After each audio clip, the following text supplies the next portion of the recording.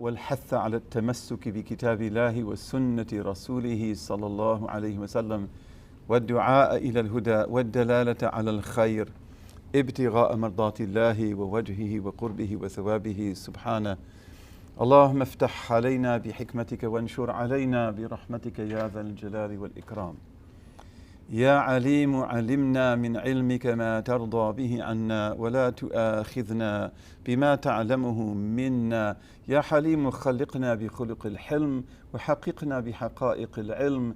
سبحانك لا علم لنا إلا ما علمتنا إنك أنت العليم الحكيم. رب اشرح لي صدري ويسر لي أمري واحلل عقدة من لساني يفقه قولي. وصلى الله على سيدنا محمد وعلى آله وصحبه وسلم. Just to begin with, we have with us our wonderful sister Sana Sayyid, and of course our wonderful sister Noor, and all of you who are all wonderful sisters and brothers. Noor is my assistant. Sana is my assistant, so is Noor. But Sana is an assistant for this class, so is Sheikh Hisham Mahmood, whom many of you met yesterday. He will be late today, but he'll be coming. And I just want to say that I want from Sana and I want from Sheikh Hisham that they intervene at any time. And because also as an assistant, she is a monitor of me as well as you. So if she sees, for example, that the dots are not being joined or anything else, then I want her to just come in. She doesn't even have to raise her hand. Okay? And then that enables you to get to know her as well and her point of view. And the same will be true of Sheikh Hisham when he comes, bi-idhnillahi ta'ala. One of the great things about this class is that we have a lot of time, and I never have enough time. One of the bad things about this class is that we have so little time. And we want to cover territory, and we want to rethink and learn how to rethink, and that usually takes time. And most human beings are not even capable of it. And that's why, whether it's in the intellectual world or in the cultural world, most human beings are not able to rethink how they think. And the ability to do that is a sign of tremendous blessing and tremendous gifts. And you have many examples of people like that also. The one that I would emphasize is Malcolm X. Because Malcolm is always checking the way he thinks. Read his biography. And when he sees that what he believes doesn't mesh with reality as he perceives it, he rethinks it. And so he's always changing, he's always growing. And like Dr. King, who's also like that as well. He doesn't even reach 40 years before he's shot down. Dr. King, the same thing. He was killed before he was 40 years old. But the ability to think about yourself, to be self-conscious, and to get to the beginning, which is paradigms and cognitive frames, and language. What does the language mean? That's extremely difficult. And not to say that you can't do it, because you can, but you can't do it if you don't think about it, and you can't do it if you don't practice it. So we want to begin on the mind map with a little bit of discussion about paradigms and cognitive frames. And this is not something that I'm a specialist in. So I don't really know what the difference between paradigms and cognitive frames are. I assume that they're synonyms, really. But the way I use it is that paradigms are bigger. The paradigms are the big conceptions, and the cognitive frames are the ones that plug in. That's just my own use, and the people who really study these things, they would correct me. And if you know, you can correct me too. I'd be happy. Now, if you want a book about paradigms and cognitive frames, you can look at this one. Don't think of an elephant. What are you thinking about? Don't think of an elephant. Don't think of an elephant. Is there anybody not thinking about elephants? Yeah, so this is a very good book. And this book came out, in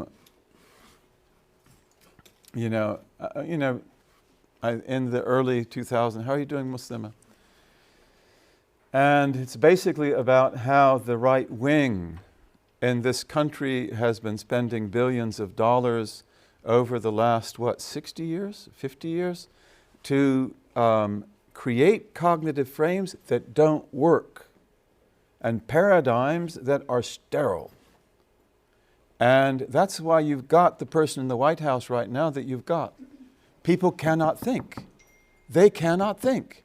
And you can't blame them because they were programmed this way. So this is a very important thing. And therefore, always we want to be ferreting out our paradigms and cognitive frames. Okay? And this is so beautiful and so difficult and so absolutely important. And let's begin with an example. Here you have these beautiful maps. I love maps. Do I have any friends here? Really, maps are beautiful. And this is because I'm a historian. I mean, I don't dare say that. No historian would agree. But, I like history. But, we love maps. We love them. I could even put it on my wall. I mean, look how beautiful that picture is. But to me, a map would be more pretty, Okay, so how do you orient the map? Okay, so we have the north on the top. What does the word orientation mean? It comes from the Orient. And orientation means to face the east. So, should the map be like this? That's the way Muslims made maps.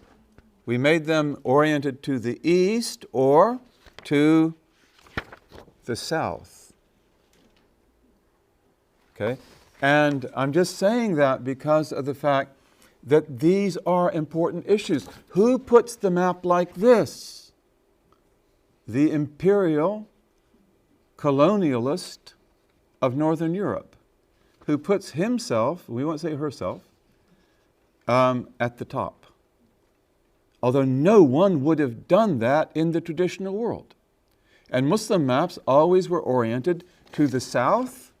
Idrisi, his map is oriented to the south, or often to the east, like this. Okay, so that is about what? Paradigms and cognitive frames. One of the things that we'll see as we finally get to modernism, and we can take our time, I think, and that's the most important thing. We've got lots of time, so we don't have to rush. And you have to be happy. You have to be able to follow. But one of the biggest mistakes of modernism is reductionism.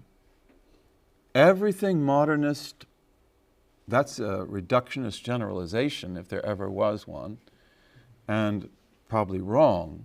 But as a rule, everything is reductionist. Reductionist, meaning you exclude thousands of things and reduce the matter to one. And therefore Descartes, for example, will say things are extensions in space. This becomes a foundation of modern science.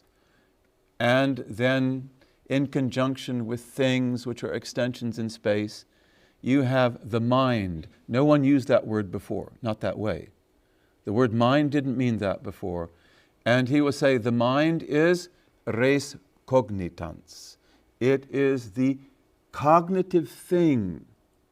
So this is an extension in space, this is an extension in space, this is an extension in space. I don't have to say anything more.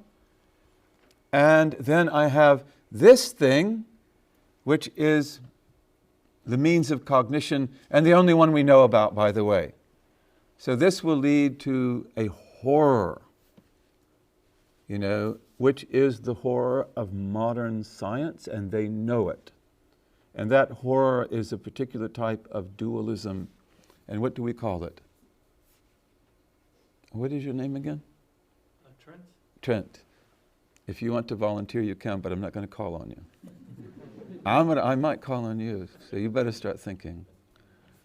I'll get you. Nur. What is that dualism? Mind and matter, Cartesian dualism. Cartesian dualism. Cartesian is not a reference to wells. There are Cartesian wells. No, wait, are there Cartesian wells? We call them something else, don't we? I make lots of mistakes. I get words confused. My wife laughs at me all the time. Just like our wonderful President Bush, who talked about, what was it? Nuclear weapons. Nuclear. We're a nuclear power. But I make mistakes like that too. So my wife laughs at me all the time. But Cartesian dualism is actually the main thing we want to talk about. But we'll take time to get there. And Cartesian is a reference to Descartes. René Descartes, who, was he a great man? Yes. Was he a good man? Yes. Are we demonizing him? Not me. But he made a mistake, and he made more than one. And the mistake of the scholar, male or female, is a disaster for the world. And we say, Zallatul alim, Zallatul alam, Zallatul alim, or al-alima, Zallatul alam. The trip up of the scholar makes the whole world stumble. And that's why you've got to get it right. Aristotle, and we're taught in our secular universities to slander Aristotle. That's Aristotelian logic. Give me some. Give me all the Aristotelian logic. It works. But you've got to have metaphysics. You undercut metaphysics, okay, Aristotelian logic doesn't work anymore. You can't distribute the middle term. But Aristotle is one of the greatest human minds who ever lived. And Plato's greater. And the great thinkers of India are even greater. The great Brahmins, really, that's the truth. Their logic is out of this world. Okay? But Aristotle says, if you make a mistake at the point of first principle, if you make a mistake at the beginning, it will be a disaster down the road in the details. Okay, so you've got to begin right. And many of you reading the books that you read that are so beautiful, you hear these statements, like, you will end where you begin. You will end where you begin. And usually we have no idea what that means. We love, people like me, we love things like that. It's like, I'll pay you $100 or more, for the right to use that expression. But I have no idea what it means. But you end where you begin. You've got to begin right. And you will end right. And in the process, you'll learn and teach thousands of things. And you've got to begin with knowledge. You've got to begin with knowledge. And you've got to begin with existence. And we're often brought up to debunk the Middle Ages, the Christian Middle Ages of Europe. And, you're free to do whatever you want. But the Middle Ages actually, especially what we call the High Middle Ages, attained amazing accomplishments. And one of them is that when you think, you must begin with knowledge. You cannot begin with doubt. You'll never get out of doubt. And you must begin with existence. And you can talk about the nature of existence after that. Not a big deal. No, it's a huge deal. That is a huge deal. So this is all first principles. And you have a special gift that enables you to grasp and to grapple with first principles. What is that gift? Your intellect, your aql, your intellect. And intelligence is a subordinate of intellect. Memory is a subordinate of intellect. Problem solving, technically, is a subordinate of intellect. But intellect is the big deal. It is the big deal, and you've got it. Although in our modernist, secularist environment, we don't even believe in intellect. Postmodernists don't believe in it. And most modernists don't believe in it either. And we can talk about who really scuttles it, and that's Immanuel Kant. But we will talk about that later. Okay, he scuttled it. He sunk the boat. Was he a bad man? He might have been, actually. Descartes, no. But Kant actually, he does know he's up to something. And he thought what he was up to was quite good, which was to save Isaac Newton. That's what Kant wants to do. And today, has Isaac Newton been saved? Isaac Newton was a great man, yes, an incredible man. But was his physics the ultimate statement of reality? No, no. And Hume, with his systematic doubt, these are early modern philosophers. If you have a question, don't be embarrassed to ask. But Hume scuttles Newton because he shows we cannot prove cause and effect, which is a fundamental of Islamic theology, isn't it? We believe in cause and effect, but we know you cannot prove it empirically. And we've talked about that for over 1,000 years, haven't we?